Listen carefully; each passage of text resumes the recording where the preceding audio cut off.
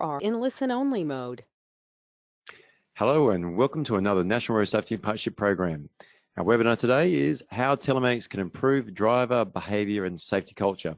And there's me. My name is Jerome Carslake. I manage the NRSVP and its many activities. So to find out more, please visit the NRSVP website, and I recommend signing up to the newsletter, and you can be kept abreast of everything that's coming up. So today's session is going to go for approximately 60 minutes.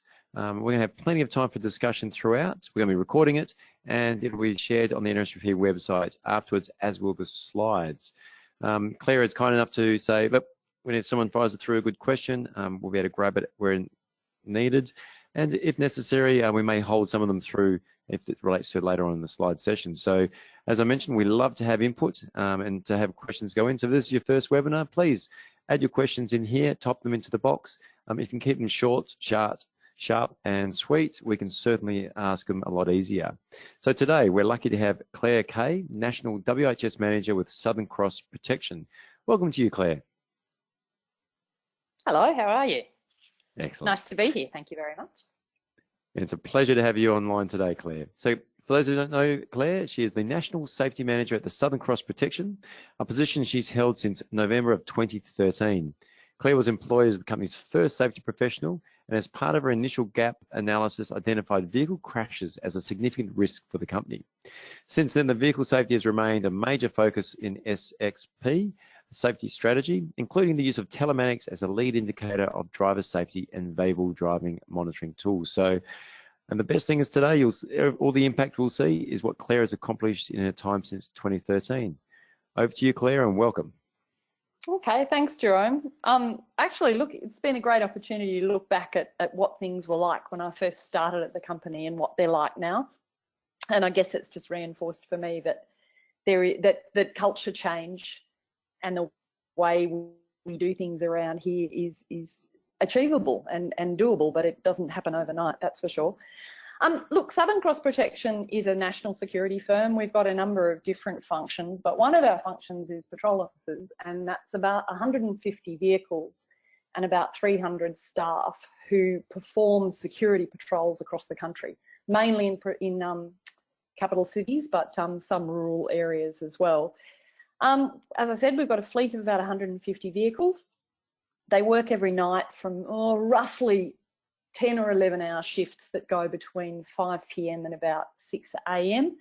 And about 50% of our security officers are also our contractors as well. We made the decision very early on, and that was in conjunction with our National Operations Director, that we would treat our contractors in the safety space and in the safe driving space as we treat our employees. So when I talk about the programs that we have introduced and the activities that we undertake and the monitoring and the feedback that we do, our employees receive that, but our contractors also receive it. And was that prior to you, was that applied before you started, or is that since you've actually came on board, that thinking? Actually, I think it was pretty much before I started, because our software platform already had all our contractors loaded into it. So when I arrived, that was already in place. I came from another company, and there the legal team had told us that we had to be really careful, because by I suppose involving our contractors too closely in our safety programs, we were then making ourselves liable. But I think we have found, with such a high proportion of our workforce being contractors, that really, hand on heart, the only way to do what we think is the right thing is to apply the programs to our contractors and expect the contractors to comply with our programs, as do our employees. So I would now say that that is my preferred approach, no question. But when I first arrived, I guess I hadn't really worked that way before, but I think it's definitely in this space the way that we work. And given we've got an isolated workforce, like none of our guys are under our direct supervision at any point in time. They come in and pick up their car and then off they go. And so because of that, your windows of opportunity to engage them and talk to them are quite short. So and they're all single occupants, aren't they? Beg your pardon, sorry? And they're all out on their own? They're a single occupant when they're out? Yes, yep. they're all isolated workers. And yeah, we have an isolated worker control called welfare checks, which continually monitor them through the night. And obviously that was one of the reasons we had the telematics in the cars, because that shows us where our drivers are. And so we do a welfare check on their phone, which they have to respond to and say, yes, I'm okay. But then if we don't get a welfare check responded to in time, then the very first thing we do is we go into the telematics and find out where their car is. And that gives us a bit of that then gives us next steps as to whether we need to get someone out there or call in emergency services or something. Yeah, so at any one time we've got 150 drivers moving around at night between isolated places and quite busy places, but some of them are remote rural roads, you know, where they're checking on dams and waterways and those sorts of things. They're on their own. So yeah. So yeah, as Jerome said, when I first started at the company, I thought I'd better do a gap analysis and try and do some risk profiling. And the very first thing I did was get the motor vehicle accident stats. And security officers are quite good at putting in reports because it's part of their job. So I never had to worry about whether I was actually getting the reports of the accidents. We had an online accident reporting scheme, and they were reporting the motor vehicle accidents, and I had data to look at. But when I went back and had a look at the data, we had 150 vehicles, and I counted up 132 crashes for the previous calendar year, which worked out that basically the company was crashing 83% of its vehicles in a calendar year. We also were not being, our motor vehicle insurer had refused to continue to insure us, and we were trying to find another motor vehicle insurer. Our service delivery was impacted. I noticed just anecdotally that speeding fines were just incurred by individuals and handed out, but there was no performance management of that. So there were a number of things that sort of rang alarm bells straight away. When I actually spoke to the managers and sort of said, hey guys, this doesn't look very good, I got some really interesting responses, included, you know, oh, well, these things happen. We've got cars, so you're going to have accidents. We drive our cars an average of 300 kilometres per security officer per night, so they're going to have accidents. The vehicles in the yard were dirty. They had dings in them. They were in very poor superficial condition. There was a high proportion of accidents that were caused by us. There was no mechanism for regular toolboxing or pre-shift briefs or driver training or educating. And I sort of anecdotally became aware that we were employing, although we did a license check before we employed a security officer, and we got his driving history, that he had lost all his points, wasn't a reason for us to not employ him, which shocked me somewhat. There were also, in terms of just systematic, there were no systems in place. So driver assessments were not done either pre-employment or post-incident. There was a driver assessment that could be done online, but again, nobody monitored it, and it was a very poor assessment anyway. There were no post. So we're just going to just lost you for a sec there, Claire. If you can just speak up a little. Sorry, Claire, if you can just speak up a little bit. We just lost you for a second there.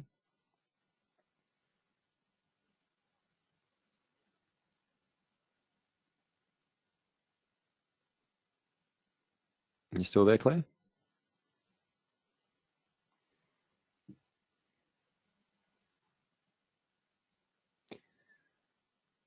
Sorry about this, everyone. We tested this just yesterday and all worked perfectly fine. Yep, I'm here now. I can hear you. Yep. Did we have a dropout, did we? Just for a second. So please continue on. All right. So we had a number of lack of systems in place as well. So that was obviously something that we needed to address. And most importantly, we didn't even know who our good drivers were, which I thought was a real concern, because how can you recognise or reward the right behaviours if you don't even know who those drivers are? Oh, hang on. I am. And just when you're talking about that, Claire, so with that many vehicles, if you just click on the screen, that many vehicles being involved in instances, there must be a certain number which are always off the road, which must add a significant cost to your business as well. Yes, so one of the sort of differences, and I actually haven't included in the later on in the sort of side advantages, was that each branch had to have at least 3 spare vehicles because they customarily had a couple of them off the road all the time. So most of the branches had 3 or 4 spare vehicles. At the moment, as far as I'm aware, they have none. And the reason I know that is because when I go and visit the different states or the different branches, they used to always have a spare car, even if it was pretty dinged up, that I could drive, whereas now they don't need to keep spare cars. So that was one of the better things from a cost perspective that has improved since we started focusing on that. So I basically looked at introducing a pretty comprehensive safe driving policy and procedure, which included support activities like pre-employment driver history and driver assessment prior to onboarding, face-to-face driver training rollout. Now, our insurer and a lot of insurance companies will offer you resources in this regard. They had a driver trainer and they provided to me free of charge, and we rolled out a face-to-face. It was a face-to-face program, but not practically oriented. It was classroom based, and we did that over about 9 months nationally. Developed a suite of toolboxes, safe following distances, is it really faster to speed, night driving, distraction, kangaroos, and started to systematically roll those out on a fortnightly basis. I tried to make it a bit more interesting by supporting it with YouTube clips, Transport Accident Commission ads. For the management leadership and supervision team, I provided monthly statistical analysis and reporting, and obviously we did post motor vehicle accident investigations and driver reassessments.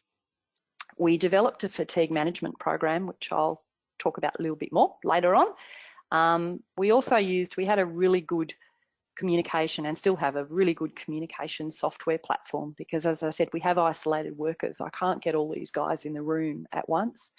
So we use that to talk. I use that to talk to them. So I would pose questions. I'd put a YouTube clip up and say, is it really faster to speed? Have a look at this calculation. Tell me what you think.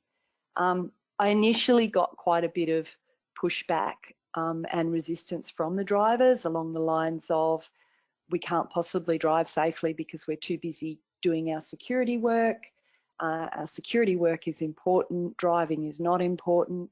And so there was quite a bit of pushback. I think the reason I focused so much on the driving as a risk for us was I could see the potential for a fatality there. And that's what I was explaining to the drivers, is at the end of the day, I'm just trying to keep you safe and alive, and that's an important thing to do.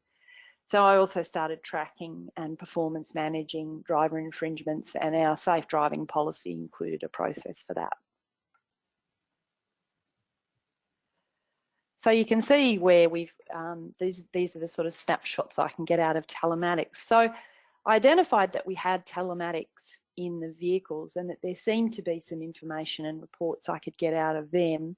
I was first interested in the speeding reports that I could get because they were, they had a lot of speeding in them. And that sort of caught my eye. So I went back and had a look at the research for telematics to confirm that there is a correlation between good driving scores as calculated by the telematics and less accidents, and also that you could use the speeding that came up in the telematics reports and provide that as feedback to drivers, and that it was a robust and rigorous measure to use for that. So once I'd confirmed to myself that the telematics were a really useful tool, I started playing around with using them as a lead indicator and for feedback. Started distributing driver and speeding event reports to the branch managers. And at first they sort of ignored them. And I remember having this conversation one day with one of the branch managers whose patrol officer had rear-ended the vehicle in front. And I said to the branch manager, because we were working through the investigation, you know, is he a good driver? Yes, he's a good driver. His telematics report here says that he has really high numbers of harsh braking. oh yes, but that doesn't make any difference to the fact that he's a good driver. Well, no, but he's just had a rear end. It would seem consistent that somebody who is a harsh braker is somebody who travels too close to the vehicle in front and then doesn't have time to react. And the manager was just silent. And I could hear that I'd sort of got him to start thinking. So I started measuring and reporting at the board level and also in the manager's supervisor reports, and started to see some improvement as in the driving and speeding events that I was seeing as that feedback got back to the drivers. So I started to get a bit more interest in it, and somebody said, oh, why don't you run a competition between the branches? So we decided to run a competition for the branch that had the highest safe driving scores over a month period, and just give out $25 gift vouchers or $50 gift vouchers to all the people in the winning branch. So I ran that a couple of times, and one particular branch was hilarious because when I ran it the first time, they rang up, they weren't the winners, and they said, do we qualify for the most improved award? And I said, oh, well, I don't have one, but I'll go and have a look. So I went back and had a look at the data. And yes, they had really rocketed up the charts and improved their performance. So I said, all right. So I went and saw the National Operations Director and said, can I have some more vouchers for the most improved award? Yeah, go for it, he said. So I did that. And then I ran another one because this one had seemed quite successful a couple of months later. And I got the same phone call. I got the manager ringing me up saying, hey, it's Kevin again. Do we qualify for the most improved award this time? And I said, but you qualified for it last time. He said, yeah, we qualified again. I went back and had a look, and what they'd jolly well done is as soon as the incentive period was over, they'd just dropped back to their old bad ways. And then as soon as I'd run the incentive again, they all suddenly improved. So I had to have a little chat to him and sort of say, look, you can't really qualify for the most improved award twice. So I guess one of your goals would be, how do you keep that level up? Just a couple of questions we just slipped in, if that's all right. On those two charts there, Claire, what are those two measuring, if you don't mind me asking at the top? Danielle would love to know. So this was literally a screenshot of my dashboard. So the one that I'm looking at down the bottom right-hand side is the harsh driving events. Okay, so that is actually telling me the top people for harsh driving events for the previous day. The one on the left shows the total idle time. I think the other one might show the time on site. So you can see where the blue, I'm pointing with nothing, where the blue horizontal bars are, that's showing the time that's spent at any one of our client sites. And I can't remember, and we'll have to answer you another time. The other one is fuel. I think it's fuel cost or fuel efficiency. So when you're using telematics, you can use it for, there's a lot of operational advantages to it, and then there's the safety advantage. We weren't using any of them. I started using them for safety, and I still tend to use them more than anyone else in the company, but you can certainly use them for fuel efficiency, track where your drivers are, maintenance and scheduling, and how much downtime your vehicles are having as well. So that's just the standard dashboard that I've got that I just took a screenshot of. And what's the average age of your workforce and sex as well, if that's all right? Gender, I should say. Oh, yep, no, gender's male. We've got very few in the patrol space. We've probably got about 4 women out of the 300. So, and obviously they're terrific drivers. And I don't ever have any trouble with that. What's the other question you asked? Oh yeah, I know the age. It's interesting. It's a double humped camel, and it's because we've got the old security guards who came from Chubb, and they're all in their early 50s, and they're white Caucasian males. And then the other sort of group that we've got are young new Australians who have got a university degree or are doing their university degree. So they're in their sort of late 20s, mid to late 20s. And certainly we see, we don't see real differences in the vehicle rates between those groups in terms of younger drivers, because The older drivers, I think, are more complacent and more embedded in, as I said, that they don't look on driving as part of their profession. They look on driving as something they do between their security jobs. So the accident rates are pretty consistent across both of those groups, but they probably have underlying different motivational causes. I think the younger ones, it's straight out inexperience. The older ones, driving is not something they've ever been taught or ever encouraged to really spend a lot of time on improving. And how do you determine the root cause of some of the harsh events? It's just a question from Owen.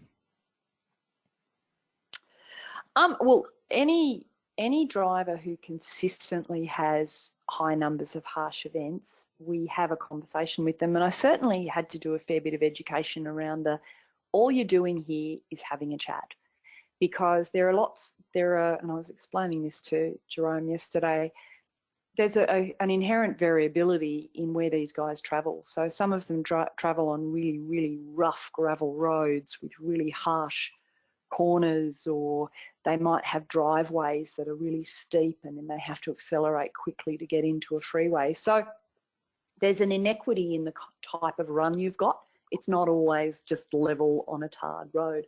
So the first thing you do, and actually I didn't include it, I was going to include a snapshot. I'm just trying to remember. I can always send some snapshots through of the actual telematics reports, but it tells us exactly where the event happened and the time that the event happened. So you can actually sit down with your driver and you can say, here, you were at Smith Street, it was 3:30 in the morning and you braked harshly. Can you remember where that might have been? So then the next thing you could do is perhaps, hey, look, every night at 3:30, between 3:30 and 3:45 at Smith Street, you always brake harshly. So is there a geographical reason for that? So you might find there's a geographical reason, or you might find there's a skill-based reason or a habitual reason. So the first thing is to sit down and have a chat with the driver with the report, so you're looking exactly at what happened. The second thing is to get in the car with him. And certainly the branch managers who had the fastest improvement in scores were the guys who actually got in the car, and they actually coached our drivers to drive to get a good score. I've learnt a verbal line that I give people. I had someone recently in our sales team who was getting atrocious. Hey Nathan, let's have a bit of a chat about this. He was new to the team.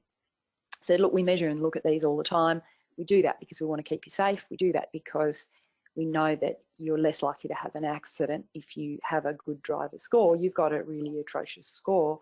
It's showing that you're doing a lot of very sudden braking. Can you try and improve it by pretending that you're driving the Queen around holding a glass of champagne for a couple of days, and then I'll have a look at your score, and then if we still can't get it right, I'll go out in the car with you. So yeah, there are a number of root causes. They can be geographical, they can be habitual, they can be motivational, and you have to sit down and talk to the driver about them. And then if you can't get any success with that, it's a matter of getting in the car with them. And the other thing we found is people can't drive, they can't change their driving styles overnight. It's something that actually takes sort of over a month or so for them to change the habits. And how do you measure sort of speed? Question from Mark around, is it GPS, car speed odometer, and how is harsh driving measured? Okay, so the telematics, and I'd hate to say, I'm not saying I'm not a tech head, but I'm not a huge tech head. So what they've got is they've got a little black box in them, and inside that little black box, they've got a little, effectively a marble, and that then measures the actual acceleration. It's an accelerometer, so it'll measure the acceleration and the direction of that acceleration. And there are actually algorithms that all the telematics companies use to get consistent scores, because you would know that pretty much all the telematics companies will now offer these safe driving scores, as will your phone. So it's a similar movement sensor and direction sensor to what your phone's got, but it's actually a little black box with a little marble in it. And you can also change the settings depending on the sort of vehicle that you're driving. But in terms of the consistency of the data and the rigor and validity and reliability of the data, I understand that is all set by standards, and that's also set by the algorithms that they all use that are similar. We changed telematics providers. When did we do that? 2016. We went from TomTom to Verizon, and we found, although it wasn't apples with apples, a poor scorer in TomTom was still a poor scorer in Verizon. So they measure, Verizon doesn't have speed measurement in it, whereas TomTom does. And I would actually always recommend that you use one with a speed measure. TomTom also gave you immediate alerts in the vehicle when you had an event. Verizon doesn't do that, and I miss that as well. But Verizon has a much stronger focus on fuel economy, which could be handy. So just touching on that, when you're talking around immediate notice if someone's been in a crash, because this question that Mike was asking about here. So if one of your drivers is involved in a crash, is there immediate notification if there's been high deceleration, or does it go through to head office, or can they use it if they see someone else who's involved in a crash? Yeah, they can't. It does. We don't get a notification for crashes, and we can't always get even an event, a harsh driving event. We might if he braked suddenly, but we don't always. There are ways. We don't use them, but my branch managers do. They can message people in the cars at the time using the telematics. It's got a messaging function. So I suppose you could potentially use that to communicate about an accident. Don't know. Great. Thanks, Claire. Okay. So our early results, we had a 50% reduction in the first 12 months in our motor vehicle accidents. We had a good reduction in our all driving events measure. You can sort of see there were a lot, but that was 50%. We significantly reduced over time and focus our speeding hours.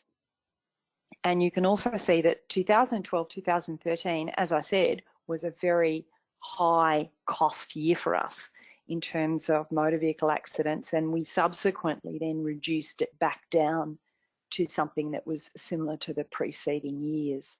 So we had the problem with motor vehicle average claims costs as an indicator. It's a lag indicator, and there's a significant amount of luck in there as well. So it's not my main driver. Okay, so we started playing around. There was no doubt that the telematics and the safe driving scores worked really well as to generate interest for our drivers in what was going on. So we started with the branch incentive program, but we found that we didn't involve all the drivers. So then we decided to go with an individual incentive program. So we ran, I think the first one was in 2015. It ran for 12 weeks. It was all contractors, all employees.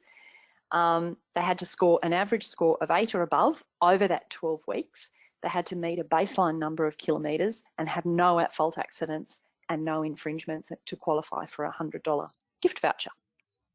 So the first time we ran it in 2015, we had 26 of our 300 drivers eligible.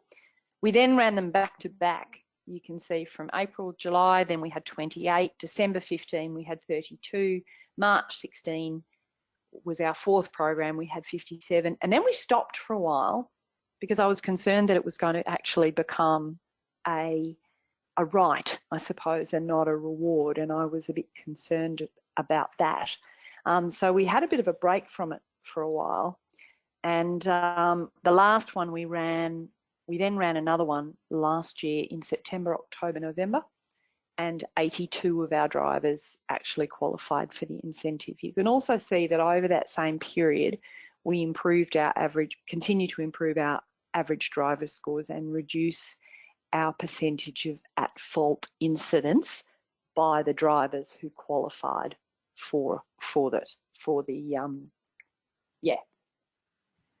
reduced the percentage of at-fault incidents over the whole fleet, I should say, not just that. So that's great. So even when you stop the gamification component, I guess with Yes. the incentives, you still saw continuous improvement.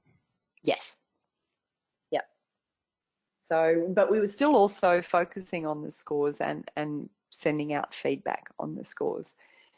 Then in 2017, or maybe late 2016, one of the branch managers said to me, you should run a competition among the branches again. So we went from originally 2 branch incentive programs, then 4 back-to-back individual incentive programs. And the reason I did that was to try and involve people on the individual basis who didn't have branch managers who were on the journey or engaged in it. So now I thought, time to go back to the branch competition kind of angle.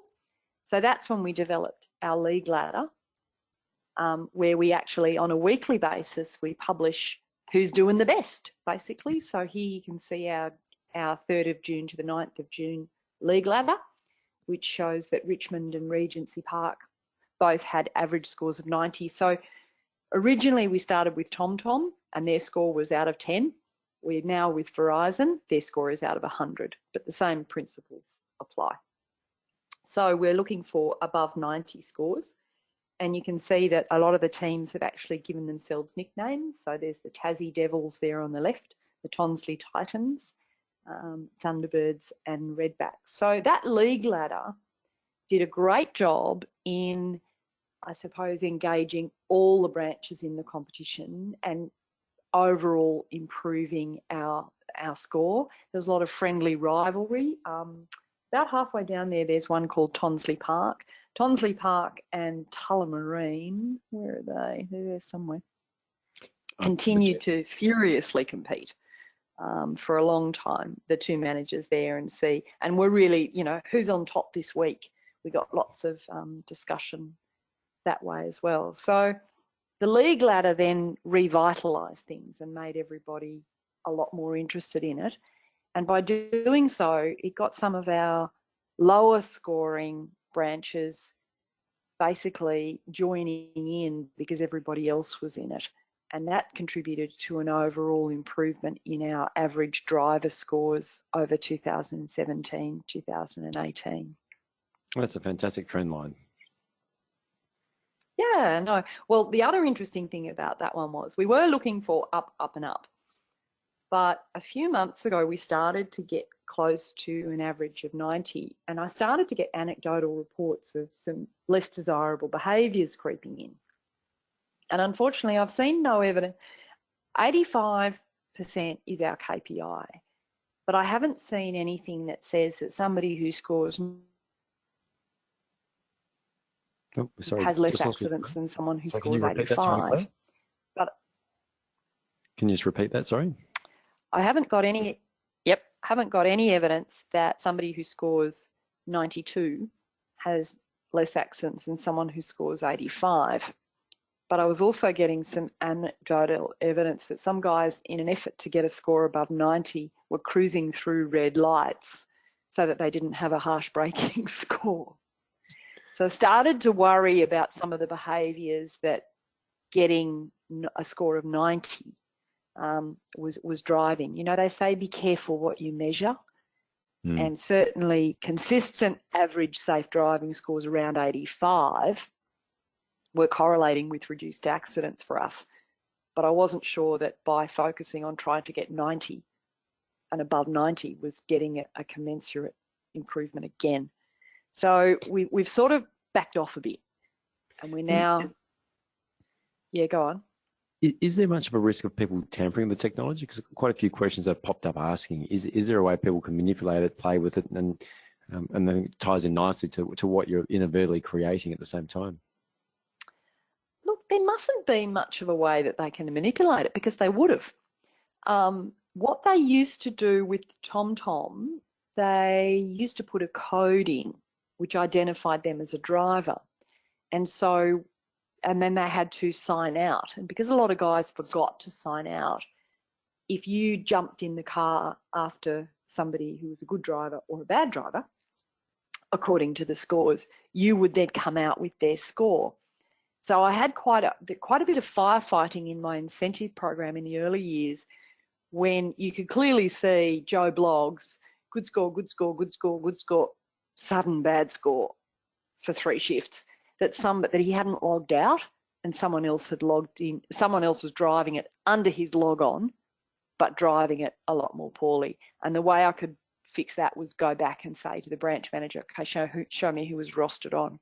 So we were finding with TomTom there was a real issue because they could drive under somebody else's login if that person didn't log out, or if they or if they logged in as that person. But Verizon have a fob system, and we issue 1 fob per driver. And I must say that we haven't had that problem since we used the Verizon and the fob, and they haven't found any other way to manipulate it, I don't think, because I just haven't identified it. Do you get many disputes with drivers at all? Do you get many disputes with drivers at all? Like when they say I wasn't speeding or issues like that pop up? No. I think because we generally do pull up the report. There's a detailed report that you can run which shows virtually every minute that they've spent and where they were. And now they clock on to the sites using their phone. So a combination of their phone and the GPS will give us a pretty good indication of where people have been, what they've been doing. So no, there's no dispute. And I don't think you can tamper with it. If somebody can send me a message with a way of tampering it, maybe it's happening and I don't know about it. But normally you find out. Normally, you're looking for. Yeah, you get some inequities somewhere and you start going, what's going on? And I do remember we had it with TomTom, but we haven't had it with Verizon. So in terms of our fatigue program, we obviously also had to pay attention to fatigue. When I first spoke to one of our senior managers, he said to me, well, we don't drive trucks, so fatigue's not an issue. And I can remember thinking, oh, okay, not sure about that. But at one of the managers' meetings, I said I'd like to form a fatigue working group to do some work here. And we got together. This is one of those teams that just really gelled. And the first thing one of the guys said to me is we should run a survey, which I hadn't thought of, actually. And one of my bylines along the way is none of these have been my ideas. They've mostly been other people's ideas. I've just put them into practice. And so I ran a fatigue survey, and we had a really good response rate. We had a 75% response rate. And in it, we identified 50% of our drivers said they were getting less than 5 hours sleep pre-shift. And that's enough to say we've got a problem here. So I then was able to take that to the CEO and go, we've got a problem here. We need to address it with the campaigns, some resources, et cetera, et cetera. So in the survey, I also included a page for them to write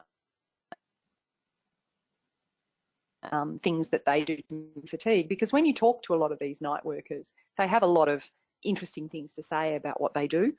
One guy I remember always telling me that he used to use carrots and celery because it's crunchy, and he found that really helped in terms of the crunchiness, helped keep him alert, and it also wasn't heavy food that kept him sort of weighed down at night as well. So I developed a fatigue booklet with all the tips that these guys had put in the survey. We also had one of the members of our fatigue working party was a patrol officer who'd actually gone to sleep at the wheel, crashed into a bus and ruptured his spleen. And he wrote me an email saying why he was so passionate about fatigue. And I actually then turned that into a letter, which I included with the fatigue booklet, as well as sleep masks, earplugs, and a little do not disturb sign. I originally wanted to, I was speaking to Jerome about this yesterday, I still think it's an opportunity for us. Anecdotally, I heard a story of a patrol officer whose father had died, and he was going over in the daytime because his mother would ring him up and say, can you take me shopping? Can you mow the lawn?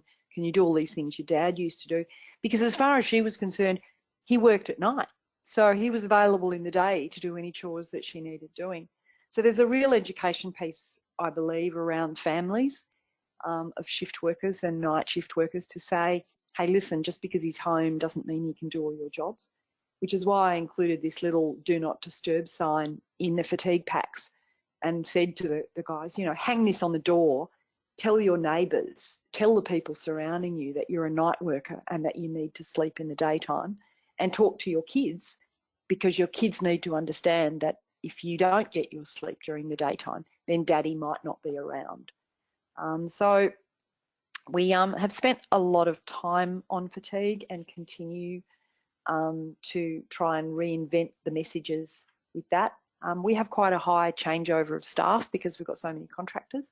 So there's a fair bit of repetition in what we do, but we have to try and keep it fresh for the guys who've heard it several times already. So we gave out the booklet. We also included some information on an app at that time, which was quite good, called Sleep Time. And we rolled out a series of sleep webinars by Dr. Carmel Harrington as toolboxes, and they were extremely well received. She's so in engaging. terms of results, yeah, she's great. She's a great speaker. And yeah, her webinars were really good. We still have them, and I'll probably run them again at some stage. So in terms of results, when I first started, we had high numbers of actual injuries occurring because our motor vehicle accidents were a lot more severe. And obviously we had people being hurt. Over time, we've managed to drive those down and to retain that, so that although we still have quite high frequencies, they're much lower impact injuries. They're low speed, they tend to be on the client sites, and they're sort of dings and bings and stuff. So our injuries and our potential for injuries looks good. That's the, if you look over to the right there, and it's probably too small for people to see, that is an actual safe driving report for somebody. So you can see it's for Nathan, and you can see there that it tells you the time and it tells you the location and what the actual event was. I don't know if you can see my mouse pointing at that, but yeah, that's the, I can send through an example of a report if anyone wants to see, and then I'll black out the person's name. Do you tie that into the performance review of your employees as well? Yes, because and that was another thing, was driving was not seen as part of the job, whereas now driving is definitely part of the job. And so part of the safe driving policy and procedure that I did was actually and you're going to have a formal discussion at this point, and you're going to have a formal discussion at this point, because there was nothing sort of structured around that. But as I said, it starts out initially with, why do you think this is? And then I need you to improve it. And then I'm going to get in the car with you to teach you how to improve it. And then over time, well, we haven't had anybody over time who's continued to have low scores. We don't accommodate that. They can't keep driving for us if they can't get a good driver score. Most of them seem to have just improved anyway. I just need you to speak up a little, thanks, Claire. One of the sort of, oh, sorry, yep. So they've improved. We haven't had anybody who has not been able to improve their driver's score but has continued to drive with us. It's possible. It's a skill that anybody can learn how to do, and they do. We also had some additional benefits that the finance people liked a lot and the operational people liked a lot. And that was, we significantly reduced our tyre wear and tear and our maintenance costs and brake pads. So this was not something I was even, and you'll notice I put no stats there because I don't capture that data. But I was told anecdotally by one of the guys that he used to have to replace tyres on a monthly basis, and now he just only has to replace them every 4 months. And the other thing that I haven't talked about is it's a real opportunity if we're looking at this data, and our branch managers get these reports every Monday morning, as I do. I create the overall league ladder, but they can use it to have a look through, particularly anyone who's got a low score. And what we identified through investigating an incident with one of our Canberra drivers was when we went and had a look at her safe driving scores, we noticed that she deteriorated about 2 o'clock in the morning, quite significantly. And it was a pattern every time, every night. So when we sat down and talked to her, it turned out that she had a child with some disabilities. So she was actually working at night and then staying awake during the day. And because fatigue manifests as physical decrease in coordination over time. You can actually see somebody who's not sleeping effectively. You can see that once they get to either their 17-hour, post 17 hours, or to a period that their fatigue or their sleep debt is starting to kick in, their harsh driving and their harsh cornering and their jerky acceleration in the vehicle starts to make their score deteriorate. The other thing you can see with that is anybody who's struggling mentally, thinking about other things, distracted, their scores will also deteriorate as well. So if you keep an eye on your driver scores and actually look at the patterns, you will start to see and proactively identify other problems, either from a general fatigue perspective or a general health perspective as well. And is there a lot of work required in monitoring that data? Look, we've got 150 vehicles, so that's 150. If you had a fleet of, I don't know, how many does Australia Post have? Because I didn't look at it when I was at Post because I think it was just too huge. There were too many vehicles. And it's certainly, when I spoke to Toll about their monitoring of telematics, there is an administrative review process in there. That being said, the dashboards, the summaries, and the overall scores give you quick ways of monitoring it. And then what you do is dive into the outliers. So how much time does it, how much time do the 300 to the 150 vehicles for me on a weekly basis? Half an hour. For a branch manager who's got probably about 11 or 12 vehicles in his branch, probably about the same. If you're looking at follow-up, half an hour to an hour, because he's got to actually do follow-up. So it depends. I'd probably apply those sort of ratios if you had a bigger fleet in terms of the workload involved. But yeah, the telematics providers have got better at giving you dashboard and summary data that's very easily manipulated and that you can very easily dump into spreadsheets with pivot charts that will calculate outliers for you. So, learnings, where are we now? Unfortunately, I thought that you could just set and forget this stuff, but you can't. You have to keep the focus on. You've got to continually sort of mix it up and do things that are a bit different. So we're going back and we've been focusing on the league ladder for the last 12 months, but we're going back to running an incentive program for 12 weeks. I've decided we'll do that from September through till December, because incentive programs are quite well validated in the literature, and it will then give people a voucher just before Christmas. So I thought timing wise that was probably a good way to do it. That's a good idea. We've also still been, sorry, go on. That's a great idea. I think that's a real incentive in building that in. I think the whole gamification, working with your employees, it's a fan, and then going into your branches. It's very creative in how you actually moved it all forward. Thank you. Yeah, no, well, I think you've got to make it interesting for people and got to make it interesting for yourself. And I think telematics are a great tool to do that. People like a score, and of course it's feedback as well. And it's a great way of, I think the frustration for me was always with driving, and I had the same thing at Post, is you can't always be there to see how they're driving. So telematics will give you an extra tool for you both to give feedback to the driver, but also gives him a score and something to compete with as well.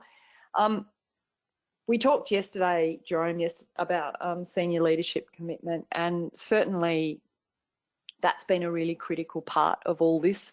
I had a new national operations director who joined the company about the same time as I did. He'd had worked in other places where there'd been a fatality. He was absolutely committed to safety. I think when he started, it was just very general, I'm committed to safety, everybody be safe. But over time, this program has taught him and me how to be more specific about the behaviours that we want from people, how to measure those, and then how to provide feedback and talk to people about those behaviours. And that's then become a more visible demonstration of leadership commitment, which I think has been really useful. So he's CC'd into the league ladder each week. If he sees a branch that's going really well, if he sees a branch that's suddenly dropping their bundle, he'll come over the top and say, hey, what's going on here? Or well done to this group.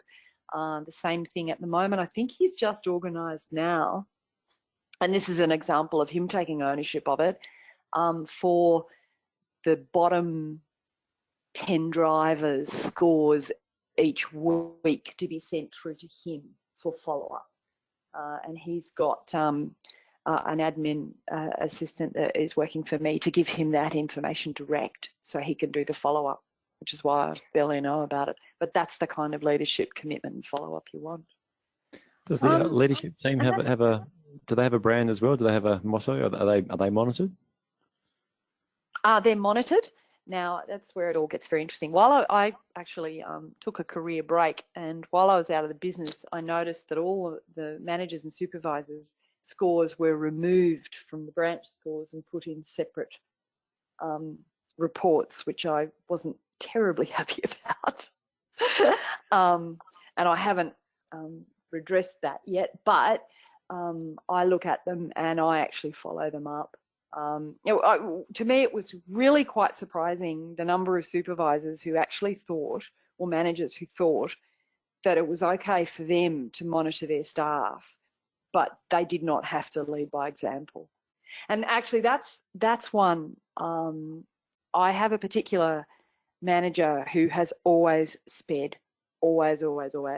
And I've been speaking to him now for 5 years, and it's taken 5 years for him to actually start to come back to me and go, what did you think of my score this week?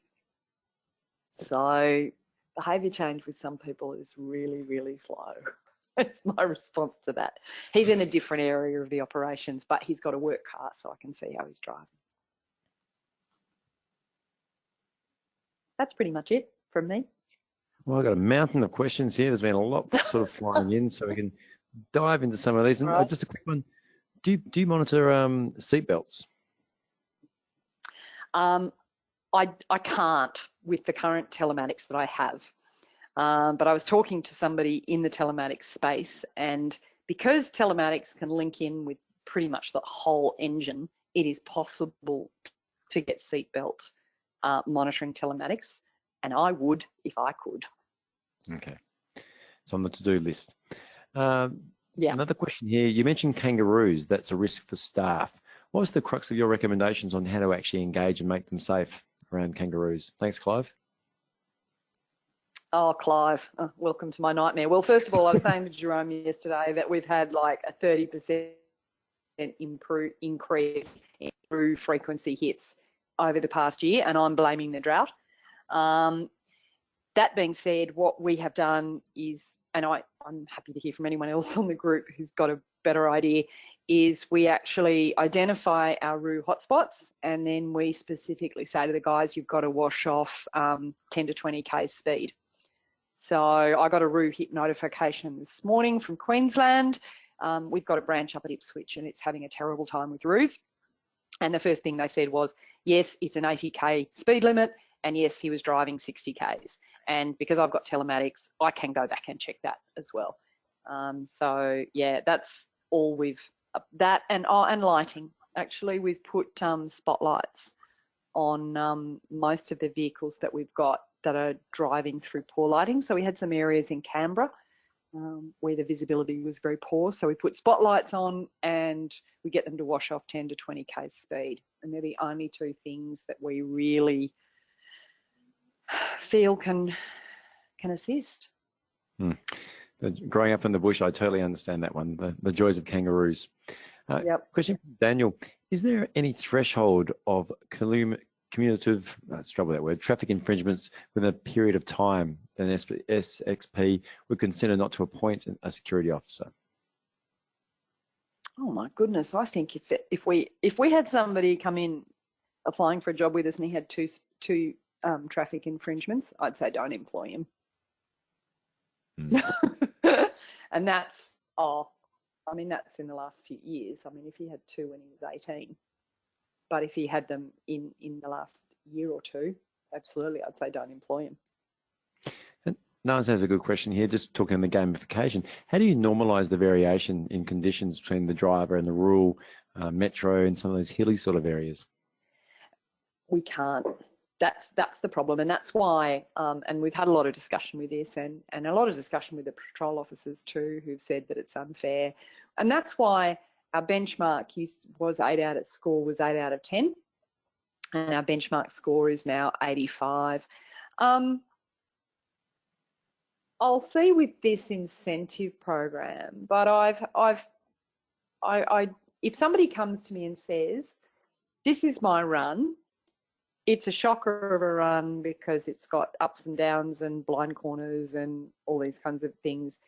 But if you look at my score, I've consistently had 88 all the way through. I think I qualify for an incentive. I would go and talk to the manager about it. And if the manager agreed that it was a really tricky run and that they thought that the person had a good approach to it, I'd probably offer the incentive. It's not 100% black and white, and I've had people before come to me.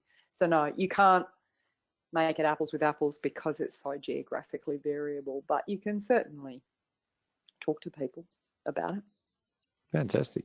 That's great to hear. So what about with mobile phones? Can you link that into the telematics, and are people allowed to use them whilst they're driving? Oh, they're not allowed to use them while they're driving. And that's a problem for us, like it's a problem, I think, for any business, partly because our guys, they're alone at night. A lot of them come from overseas, so they often ring up their mates and chat to their mates while they're driving.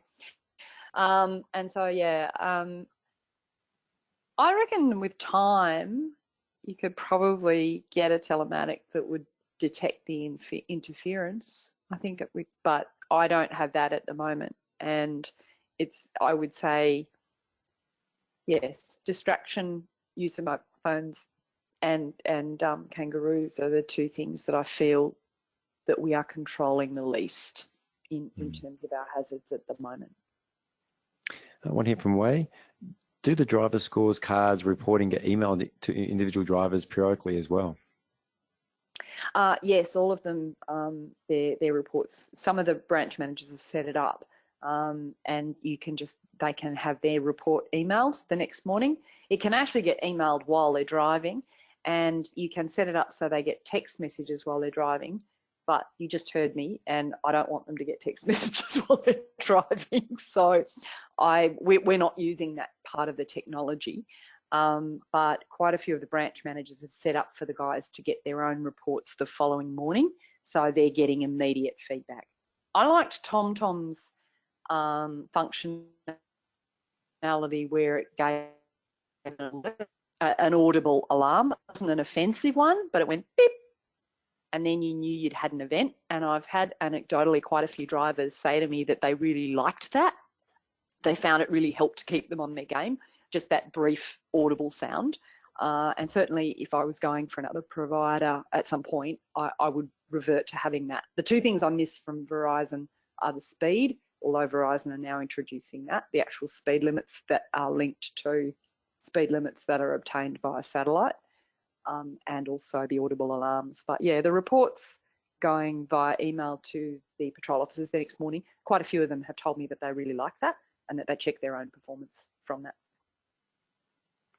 Great. And we've got some wonderful little resources that people were sent through as well as what if, so we can share them. One talking about New Transport New South Wales has a new free iPhone app for the purpose of alerts regards to speeding for people. And yep, I'll include that link when we send this out. So it's great. I'm just mindful of time now. We're coming up towards the very end. Lots of other questions here, so I do apologise if I didn't get them all asked, but there's been a lot has poured in. We've actually got a lot of positive feedback from people as well, saying congratulations to our presenter for sharing, initiating, introducing drivers, and mostly improving the driving award along the way. So Claire, last thing, have a closing comment you'd like to leave at all? Probably not, except I've enjoyed it immensely. It's been a really interesting program to be to be part of. And the other thing that I said right at the beginning is when I went back and had a look at where we started and the sorts of things that were said to me by the managers and the patrol officers when we started versus the kind of messages that I get now, I go, wow, that's cultural change. It's actually happened. Now, as a company, we take driving safety seriously. Everybody knows that. It's consistently applied, and that is reflected in our language and in our symbols and the way that we go about our business. And I'm very proud of that. And that's not only me, that's the people, that's everyone in the company. Well, proof's in the pudding, and fantastic. Thank you so much for taking time to share your story as well. It's okay, I enjoyed it. Thank you so much. And thank you to all our audience who've joined in for us today. And as always, we'll have more things up and coming over the coming months. Please make sure you register for our newsletter to be kept up to date. And we even have a bit of an hypothetical webinar next week, web panel looking at data and the rise of connected autonomous vehicles. So thank you all again for dialing in and your interactive questions, and I look forward to chatting with you next time. Thank you, Claire. Okay, see ya.